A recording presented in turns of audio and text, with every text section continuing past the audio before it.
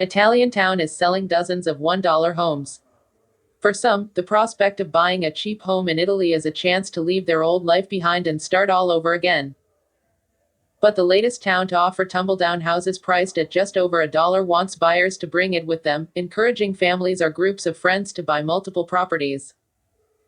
Bisaccia, a picturesque destination in Italy's southern Campania region, is putting 90 dilapidated buildings on the market for €1, joining other places across Italy trying to save dying communities by incentivizing people to move there.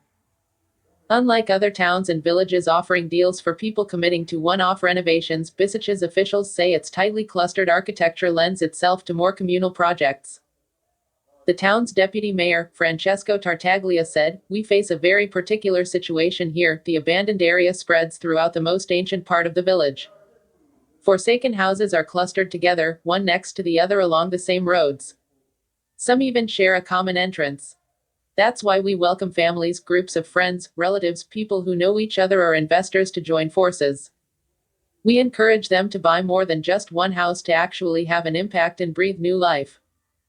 As is usual with Italian bargain home offers, buyers are expected to commit to renovating their newly acquired properties, but unlike in other towns, there's no stated investment level or time frame to complete the work.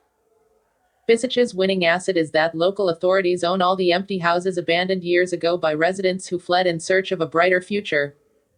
In most other Italian towns offering €1 homes, the transaction sometimes involves tricky dealings with the original owners. This stands as a guarantee that the disposal process will be speedy and smooth. "We won't need to chase descendants of old owners nor have any issues with third parties," says Tartaglia. The genteel town. Sitting atop two gently rolling hills surrounded by a low forest, Bisaccia is a sleepy spot. Once a thriving feudal center renowned for its wool-making and artisans, it has been hit hard by emigration.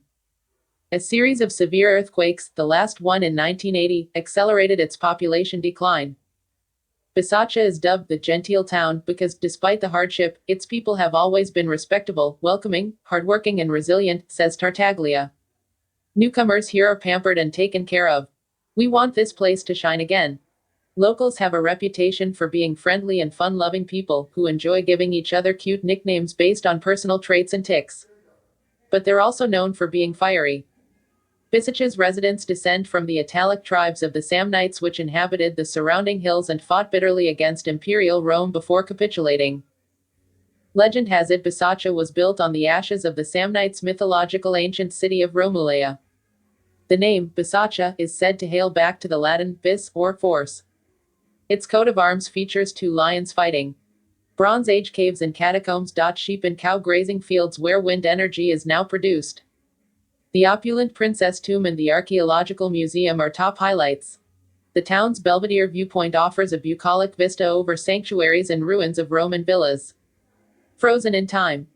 Some of Bisaccia's quaint appeal comes from the eerie ambiance of forsaken spots that sit next to still vibrant parts of town thronged with shops and families. The abandoned ramshackle old farmer and shepherd dwellings, made of thick walls with huge jutting-out stones, are located in the town's historical center, clustered at the feet of the overhanging medieval castle. Thick grass has grown over unhinged doors, rusty staircases and broken windows. Forgotten objects and destroyed kitchens can still be found inside rooms stacked with heaps of debris. A labyrinth of alleys made of huge, uneven moss-covered cobblestone steps connect a series of arcaded stone portals, adorned with vaults and tunnels with dangling ferns. The newer blue, pink, green and yellow pastel-colored homes rise close to Baroque aristocratic palazzos with lavish facades and decorated balconies. A new, diffuse hotel, scattered across several buildings in Bisaccia's old center, offers visitors an opportunity to get the feel of the town's dead and alive vibe. Italian Crossroads. Beyond the town, Bisaccia boasts a unique location that allows for spectacular day trips. It straddles the border of three of Italy's southern regions, Campania, Basilicata and Puglia. Naples and the UNESCO World Heritage Site of Matera are both nearby. Our folklore and traditions are the product of a picturesque contamination between regions. We celebrate Carnival with local masks and have a variety of fairs and foods that embrace all regional traits, says Tartaglia. It's like getting the best of three regions in one single place. In the past, the town's isolated hills were a perfect hideout for bandits from the Middle Ages to the end of the 1800s, but they've also served as a retreat for rulers. Emperor Frederick II, known as the Enlightened One for his advancement in arts and sciences, loved to hunt in the woods in the 13th century.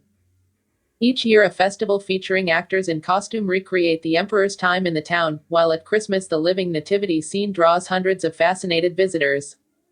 The countryside offers trekking tours along old shepherd trails amid pristine nature and deep silence.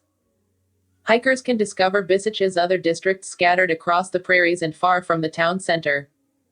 One rural ghost hamlet called Borgo Oscheda, where just 20 people live, is already being brought back from the grave. We're working on a major restyle project to turn this microcosm into a tourist retreat where visitors can experience the farmer lifestyle, says Tartaglia.